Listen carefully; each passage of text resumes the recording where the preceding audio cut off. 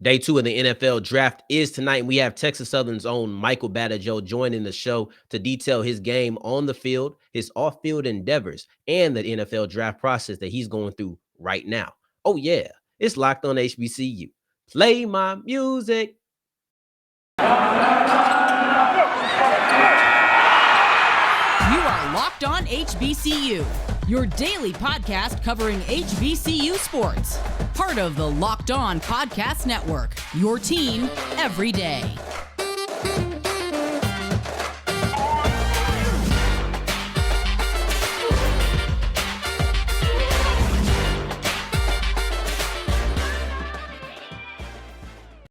What's going on, family? Welcome back to another episode of the Locked On HBCU podcast, your number one daily one-stop shop for everything HBCU athletics, Monday through Friday, part of the Locked On Podcast Network, your team every day. And I, of course, am Darian Gray, a.k.a. the Mouth of the South, Texas Southern alum and former TSU Herald Sports editor. Thank you for going on this journey with me, making Locked On HBCU your first listen of the day every day. And I have my guy, Texas Southern defensive end Michael Badejo, who never says he's from Dallas, never says he's from the DFW. He specifically says Arlington, Texas. So you know that's something that I love. So you know that he's going to be a guy who's good friends with me. Without further ado, let's talk about what he does on the field. All right, now, I've heard this a bunch of different ways. I've heard Badejo, I've heard Badejo, I've heard Badejo, I've heard a variety of ways to say your name. Let's clear the air once and for all. I've known you for a long time, so if it's not what I think it is, I'm gonna be hurt. But how do you say your name? It's crazy. My last name is Badejo. Okay. See, I've been calling you that since high school. I was gonna be hurt if that wasn't how you said your name, and you pulled like a Denzel or Lindsay Lohan or on me or something, because people been trying to change the name. But now we got that out the way. I got Michael Badejo, Texas Southern defensive end. But you didn't start your career there. You started your career at SMU. Talk to me about that translation, or more so the transfer from SMU to Texas Southern. Yeah, I spent, a great amount of time out there at SMU meeting like great players and coaches and the staff. It was just an amazing time for me, So going through that transfer portal, it was just best for me to go to TSU and, be around, guys I used to go to high school with, and being able to ball with them and make that connection with those coaches that, I've met through the recruiting process in high school. So, making that choice to go to TSU was my best decision. Yeah, you mentioned that somebody you played with in high school, and that was the quarterback Devin Williams at the time. Did that play any part as far as what put Texas Southern over the edge among the other people that were recruiting you? Yeah, I wanted to get away from home a little bit, just go to Houston. So it kind of came down to like, TSU and PV. But around that time, TSU was showing me the most love. So I was like, man, let's go ahead and do this. And then Devin was already there. So we ended up being roommates. Yeah, well, I guess that worked out for the best. And whether it was Texas Southern or Prairie View, we're glad it was Texas Southern. And by we, I mean me.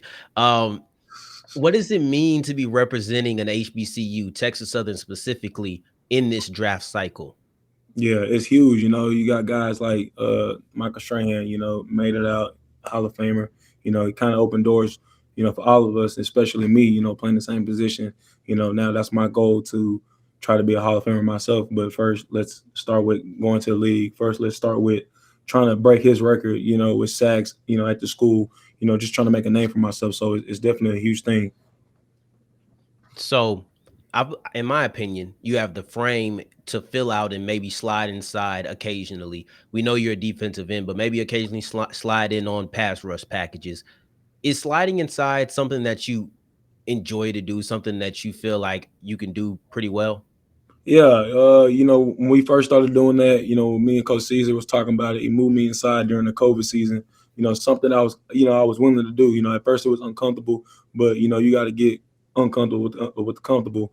At the time then. So, going through that process, I got comfortable with it. Working the technique and all that, and started feeling, more comfortable with, work from a 3 to a 2 eye and a nose.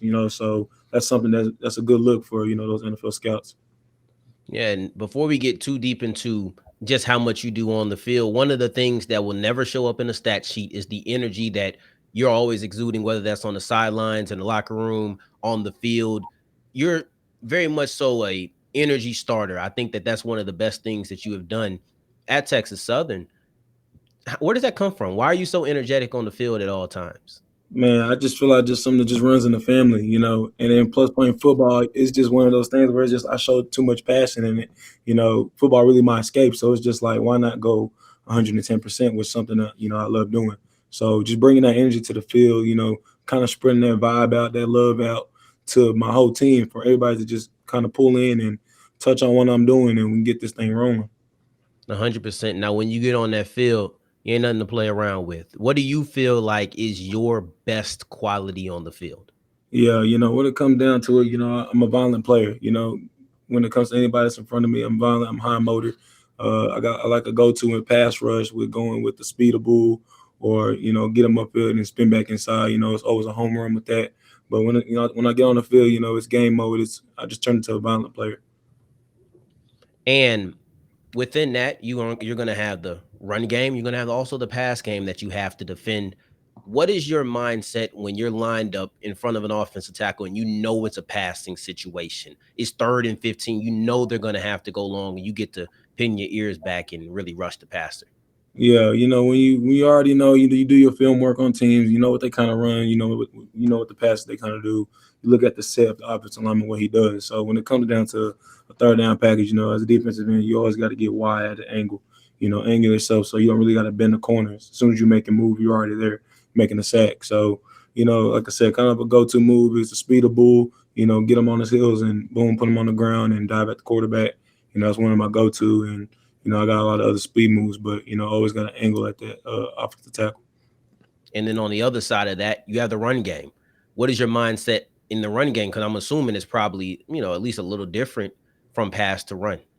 Yeah, definitely. You got to come back in your stand, get squared up, check on the offensive tackle's hands. If it's hard, he's coming forward no matter what. He's going forward or down. If it's kind of light, then he's going to do a pass or a down block, something like that. But majority of the time, the lower man wins. So obviously, an offensive lineman is going to be bigger than me, but the lower man wins when it comes to that situation. I feel like I got advantage with that. And let's take somebody who has never seen Michael Badejo in their life. They have no idea who you are as a player, but you have to point them to one game in your collegiate career and say, hey, that's my game if you want to know who I am. What is that game for you? I'll say the UAPB game. That was a game I finished out there. I think it was either 2.5 sacks or 3. I had like 4 tackle for loss and 5 quarterback hits. That was a game when I just came out there and I was feeling good.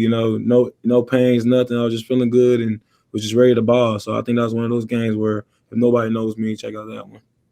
And that's this year's UAP game. Mm-hmm. UAP game. Yep, 2021. So you just heard him detail what he does on the field as far as how his game changes from pass rushing to stopping the run. Now let's talk about what he does off the field, because this is a guy who has started his own clothing brand and is becoming more of a brand himself.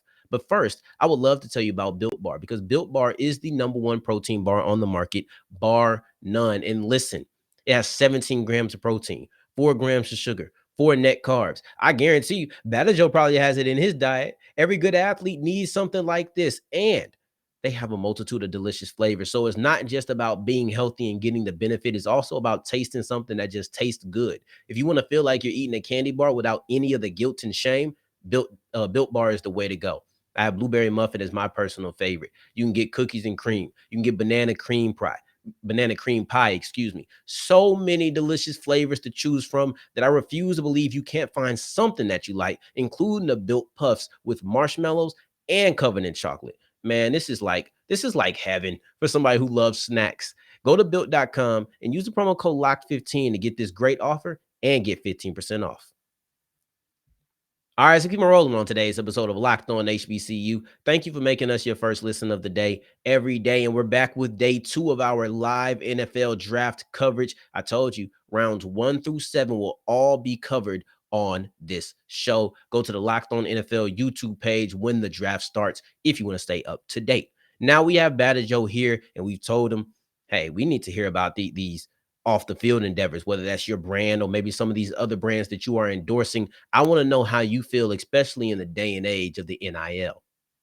Okay, so I want to ask you about your off the field endeavors, and you have your own clothing line, that you're starting up now. is making yourself a brand, not just a player, but making yourself a brand, something that's been important to you for a long time? Yeah, definitely. Even when I was at SMU, I was into sports marketing. So when I came here, I still stuck with the same major, and that was just something I always wanted to do. Broadcast myself on towards media, get attention. Then it came to a lot of me. It was a perfect time to do that around this time with the draft process. So, I hooked up with some of my homeboys back home, and they worked on a website for me, and we started to get this thing going. So that was something that was huge for me. Now, I'm actually surprised you didn't wear the shirt today because I thought you want to promote it. Let them know, like, get this shirt, man. Be one, but it's quality content. I've seen a couple of them. You got white, red, and black, and we've seen it. Right now, we're in a day and age of NIL deals where players are marketing themselves more than ever. And you kind of caught the beginning of it, which you retire, or excuse me, not retiring, but you graduating this year. What do you think or how much room do you believe NILs have to grow? Yeah, a lot, really. You know what I'm saying? Just because it just happened, and a lot of people will see the opportunity in it. The only thing that's tricky about it, some athletes just doesn't, they won't know what they're reading. Some of them might be a scam. Some of them could be something that might be beneficial to them. So, I didn't get into none of the NIL stuff, around that time. But for like a future athlete, just make sure you read whatever you're signing. Just for the best, for the best of you. Yeah, while you might not have gotten into NILs, you have been endorsing some other brands, not just your own clothing line, but some other brands I've seen you endorsing. What has that kind of been like, being able to be kind of a spokesperson for brands on social media?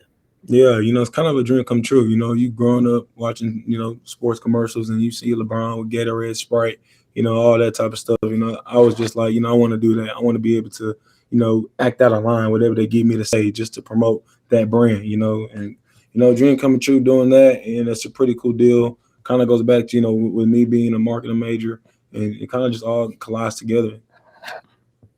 And you have a phenomenal support system. I'm just going to let you have the floor to just talk about the people in your life that have really helped you along this journey.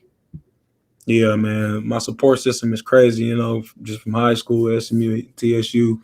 It's been the same people that's been showing me love the whole time. So, yeah, I give a big shout out to my whole family, man, especially my mom.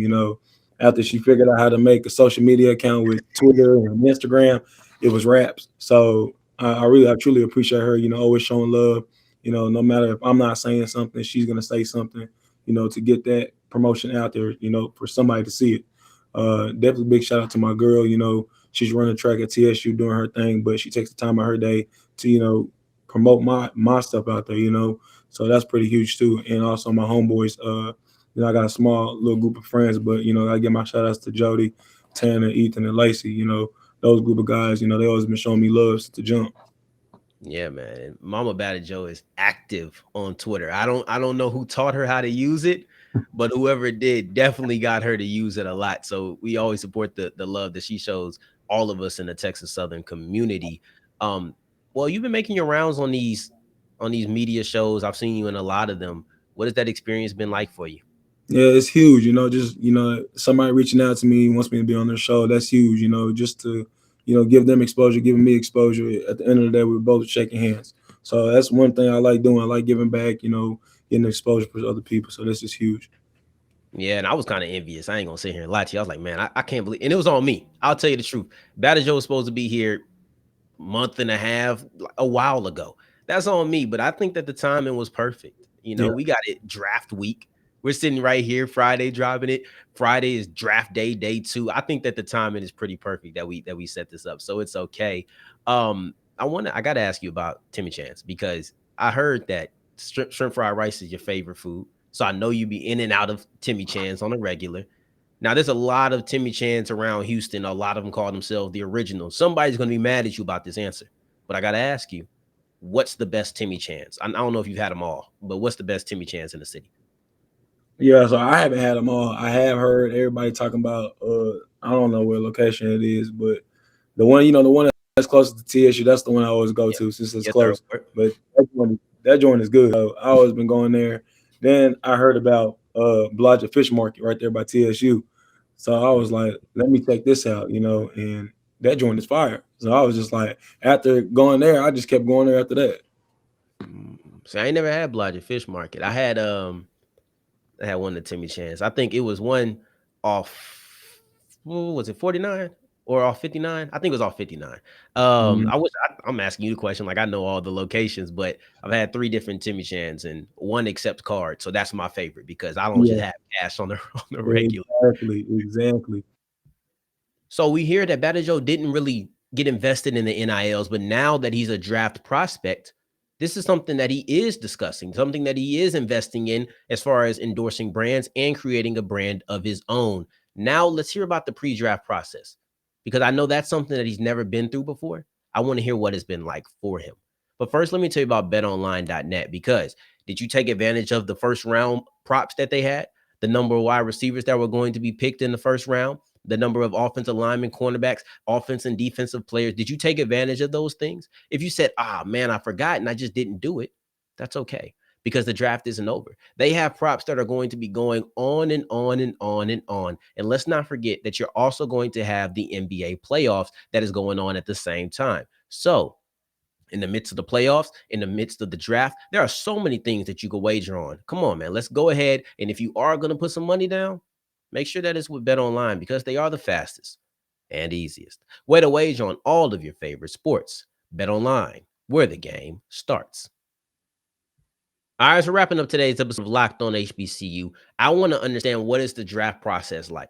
I don't get to go through it. Badejo is currently going through it. Let's enter his mind and see what has these experiences been like, whether that's getting visited or visiting with teams or just the pre-draft bowls that has increased his stock. Let's hear about all of that and more.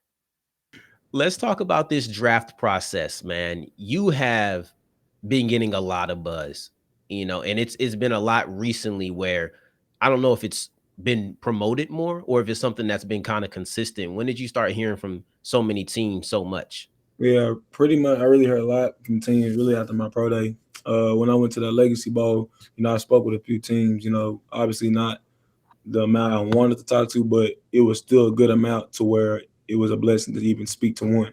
But truly, after that pro day, my numbers really just striked up that day. I was pretty much on my phone the whole time, talking with my agency and getting on the phone with scouts, and it pretty much been going up ever since then. Man, let's read them out because it's so many that I want to list them out. You have the Titans, the Texans, the Seahawks, Ravens, Broncos, 49ers, Panthers, Jaguars, Bears, and then you even had the Calgary Stampeders from the CFL. And I'm sure that list has only grown from the last time that I was able to see it. What has the transition been from being a collegiate player to being, I guess, essentially, you're a prospect now? It's a little bit different from playing in college to now possibly being a draftee. Yeah, you're more motivated. You're more humble than you were before being a college athlete. Just being able that you're going to get an opportunity is probably the most thing that you're ever going to hear at this point. It's a dream come true. So you just got to stay down. And kind of just keep praying. And do you think that there's anything that can really prepare you for this? For those who haven't gone through it yet but will, is there anything that looking back is like, okay, that I could have done that, or I could have done this, or something that would have prepared me for this process? Yeah, I feel like I should have had, more of, people that been through this process already, like, pro guys or even coaches that kind of like, surround me to kind of help me out with, hey, expect this, expect this. I didn't really get that. And it's kind of on my fault because I didn't really reach out to anybody. I kind of just wanted to wing it. So I know my good support system and my coaches that they probably would have helped me out. But, around that time, I just wanted to wing it myself. Yeah, and I mean, you got to learn, right? So I had the same thing, but of all these people that I've named, all these people that have, or all these teams that have been interviewing you, what was the most unique interview experience? You don't have to say the team that it came from, but one of those stories is like, I'm gonna tell my kids, or I'm gonna tell my close friends, like, this is something that happened in this interview. Well, I think it was just funny, when they called me and it was the first thing they said. It wasn't even how you doing or what's up, Market. It was just straight to like my family, because obviously they do their research or whatever. But it was just straight to my family, when they asked about, oh, your mom she graduated from UTA with this, and they're just like, so you didn't graduate with that, why didn't you? It was just kind of weird because it was just like I know they do their research, but it was quick to, he asked me that without even saying that, just greeting me, but it was kind of one of those trick questions. I gave him my answer. I said I'm a marketing major, and he kind of explained what he meant the whole scenario after that. But it was like a good little story plot. We weren't going to get into this, but you mentioned it about your mother graduating from UTA. I know your sister just got selected, I think, to her dream school or something of the sort. I don't want to mess up what it is, so I won't get specific. But how does that going on in your own household motivate you in your lane of football? Like, you don't do what they do, but you do what you do. How does that motivate you to just continue going harder and feel like, man, I got to keep pushing? Yeah, it was really already huge just to keep going, after I graduated with my BA. So, now that I'm going for my MBA it's already huge, and it's all motivation to them because actually it really been like this since high school. So it's really the same motivation going through the whole way, and I just can't let them down. They're at the top of the top, and my top of the top is going to the NFL. So I know for a fact that I'll get a chance and get an opportunity. So I just can't let them down. Yeah, I love that mentality personally. And one of the teams that I listed that interviewed you was the Calgary Stampeders, and that's in the CFL, man. Like, I just want to know your thoughts of that. Have you even been to Canada before? Nah, I never been out there. My mom was just out there, and she kind of we was on Facetime. She kind of gave me a little tour out there while she was there, but she was just saying like, if you out here, like I'm gonna come out here regardless to come support your games. Kind of reason why I went to SMU to stay close home so she can come to my games. But yeah, I never been out there. I went to the tryout, which was probably a month ago, and heard good feedbacks. So it's good to know that I have a backup plan. Yeah. You're talking about the tryouts, but I think somewhat of a tryout for the NFL is the pre-draft bowls, especially for some of the small school prospects. And you've been to a litany of pre-draft bowls. How do you feel like you performed in those games to improve your stock? Yeah, for a guy like me, I'm never satisfied when it comes to playing on a game and feeling like I can do better. But whatever I put up there, it's enough to where I got pulled to the side by some scouts. So that was a huge deal. So you know, getting those numbers up and just showcasing my skills. All you can do is just keep going from there. So I did have a great time there, and I met a lot of people. So it was a blast. And outside of football, when it's all over, because football doesn't last forever, right? What's the end goal? Maybe because you already have your brand. I know that you're thinking bigger than just the sport. What's the end goal with you?